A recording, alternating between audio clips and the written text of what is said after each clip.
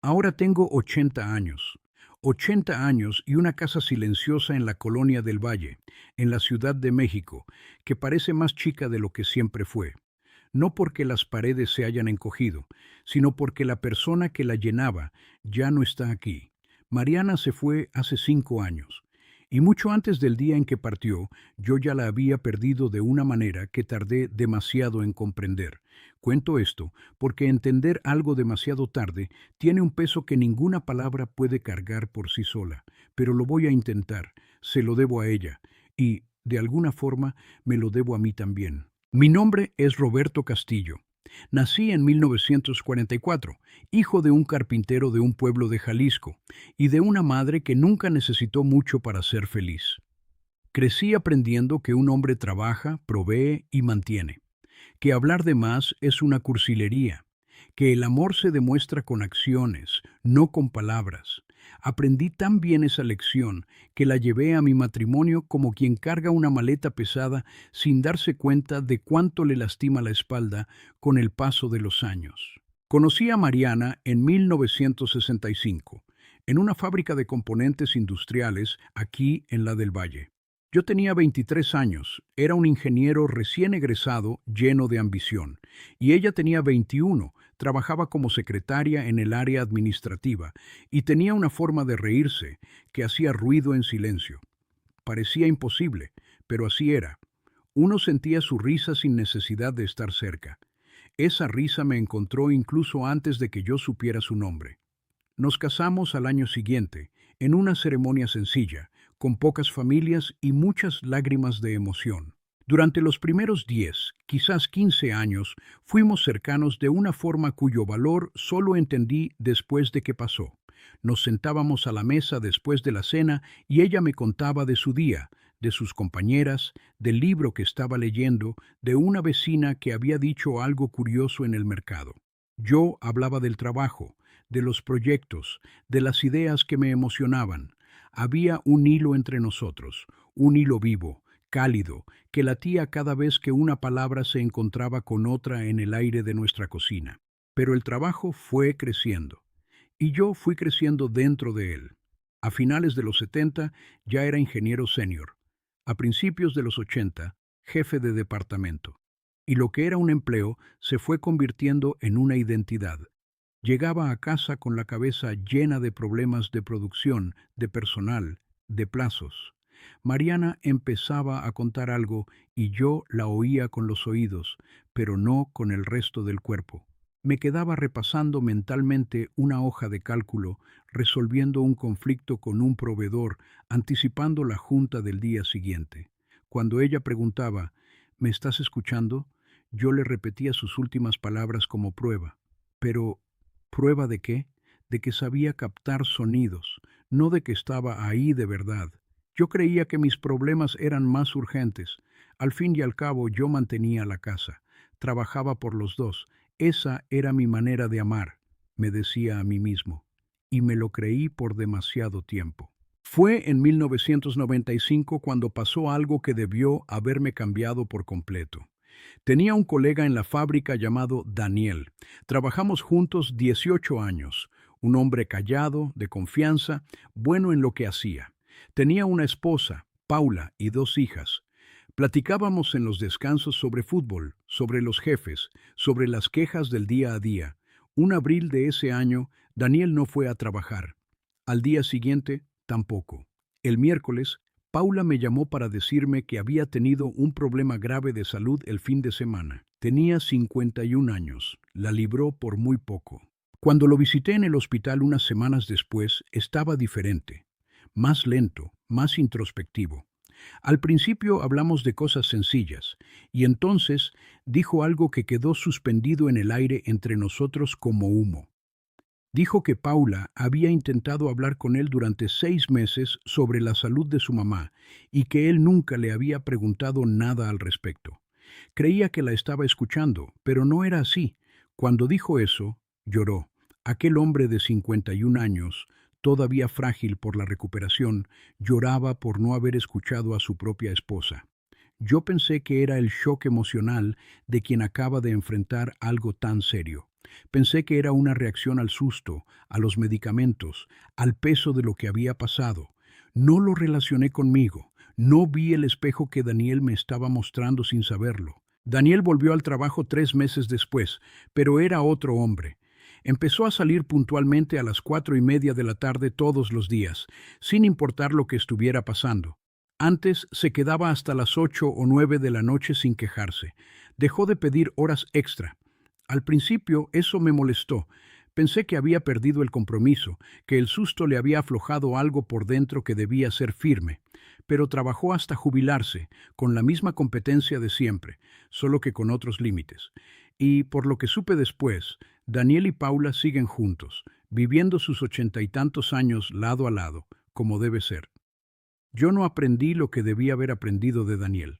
Seguí adelante como siempre, con la cabeza metida en el trabajo, convencido de que hacía lo correcto al ser el proveedor, el responsable, el hombre serio que nunca faltó a su deber. Joel, nuestro hijo, nació en 1968. Cuando era pequeño, Mariana siempre me contaba las cosas graciosas que hacía, las travesuras, las frases de niño que encantan a cualquier padre. Yo la escuchaba mientras leía el periódico, mientras veía el noticiero, mientras pensaba en cualquier otra cosa. Decía, qué bien, qué interesante, qué padre. Y ella seguía contando, hasta que, cuando Joel entró en la adolescencia, en los 80, simplemente dejó de traerme esas historias. Empecé a notar que hablaba más con él directamente, o con su hermana, Linda, por teléfono. Pensé que era natural, que los hijos adolescentes crean su propio mundo y no hay tanto que contarle al padre. No entendí que fui yo quien le enseñó a Mariana a lo largo de los años que no me importaba lo suficiente, que mi atención siempre estaba en otro lugar. Y ella, sin hacer dramas ni reclamos en voz alta, simplemente aprendió a no intentarlo. Joel tiene 57 años ahora. Vive en Puerto Vallarta con su segunda esposa. Hablamos a veces en llamadas cortas. Es educado, amable, pero existe una distancia entre nosotros que ninguna llamada telefónica puede cubrir por completo.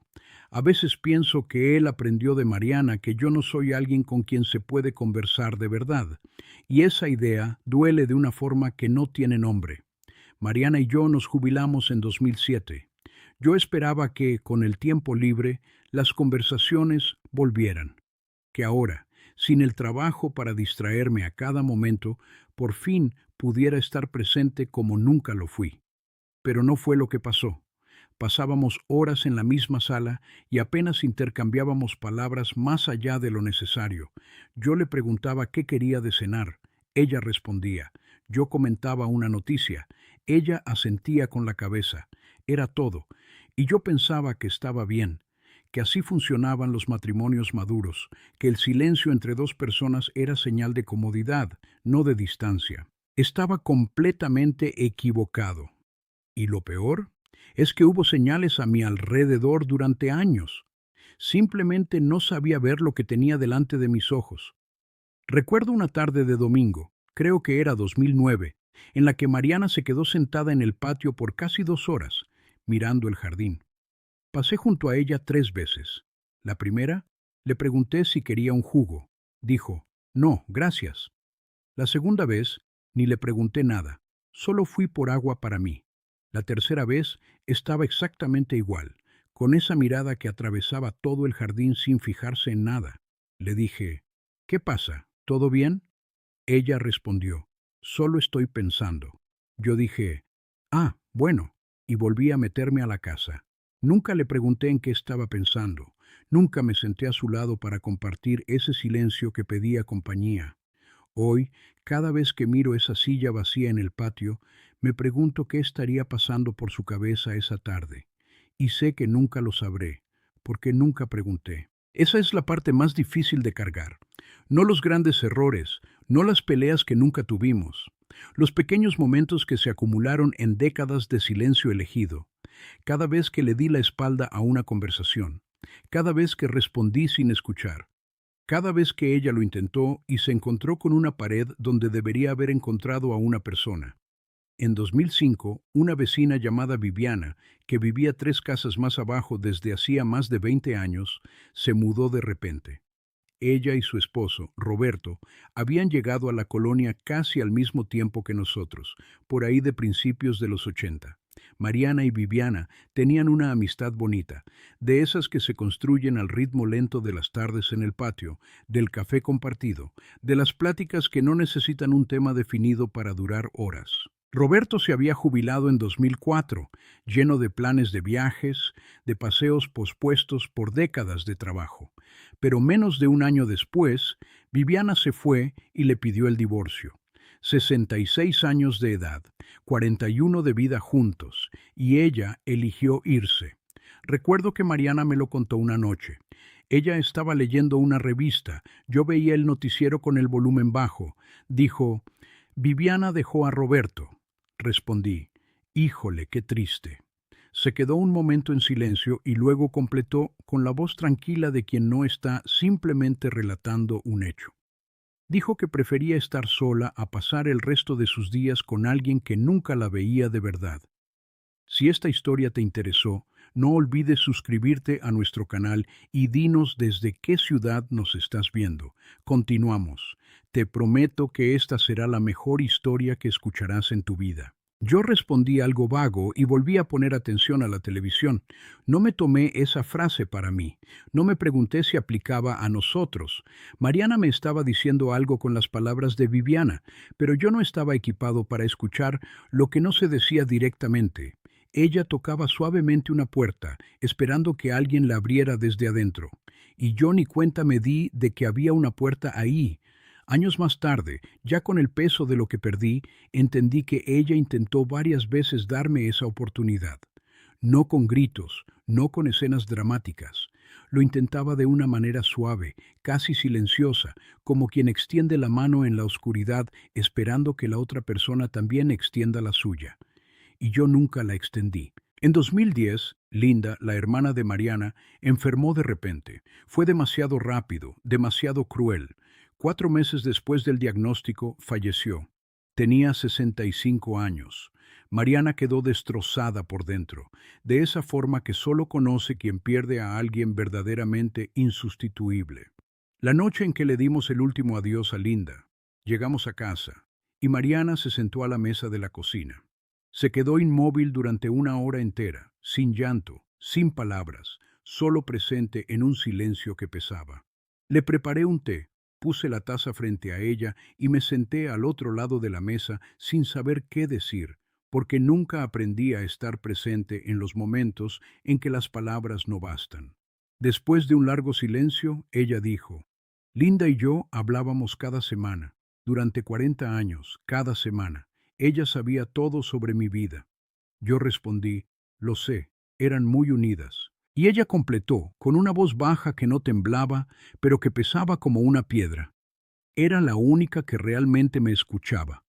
Esa frase debió haberme partido en dos. Debió haberme hecho levantar la vista y decir, yo también quiero ser esa persona para ti, Mariana, enséñame cómo hacerlo. Pero pensé que hablaba de un tipo de intimidad que solo existe entre hermanas, de una complicidad que yo no podía ofrecer porque no era Linda. No pensé que me estaba diciendo, con toda la delicadeza de quien ya se ha rendido a ser más directa, que yo nunca había sido esa persona para ella a lo largo de décadas. O quizás lo sabía, en el fondo, y simplemente no quise enfrentarlo. Los años siguientes fueron silenciosos de una manera que llegué a confundir con paz. Salíamos juntos a veces, al mercado, a citas con el doctor, al cumpleaños de Joel en Puerto Vallarta. Hablábamos de lo necesario, y yo creía que éramos una pareja madura que había encontrado un equilibrio sereno después de tantas décadas juntos. Me convencí de ello porque era más fácil que admitir lo que estaba pasando de verdad. En 2017, Mariana enfermó. El diagnóstico llegó en un marzo frío, y la noticia era demasiado seria. Tenía 73 años y eligió luchar, con la dignidad silenciosa que siempre la caracterizó. Estuve presente en cada consulta, en cada estudio, en cada sesión de tratamiento. Le cargaba la bolsa, le abría la puerta, Le hacía al doctor las preguntas técnicas, anotaba los nombres de los medicamentos. Estuve ahí físicamente, en cada paso. Pero incluso en ese momento, yo seguía confundiendo presencia con atención, confundiendo cumplir una tarea con amar de verdad a alguien. Un agosto de ese año, ella estaba en reposo en casa, con cuidados que la mantenían lo más cómoda posible. Yo estaba sentado a su lado, con un periódico en las manos que ni siquiera estaba leyendo de verdad, cuando abrió los ojos lentamente y dijo, con la voz que se le había adelgazado con el tiempo: lo intenté tanto que me escucharas. Bajé el periódico, la miré, le pregunté, ¿qué quieres decir? Ella me miró con una calma que me atravesó por completo, de un lado a otro, como ninguna palabra podría haberlo hecho, y dijo, quería que me escucharas, Roberto, solo eso. 6 días después, partió. Yo sostenía su mano. Las últimas palabras que me dijo, antes de cerrar los ojos por última vez, fueron: cuídate mucho, no cuídanos, no cuida a Joel, a mí.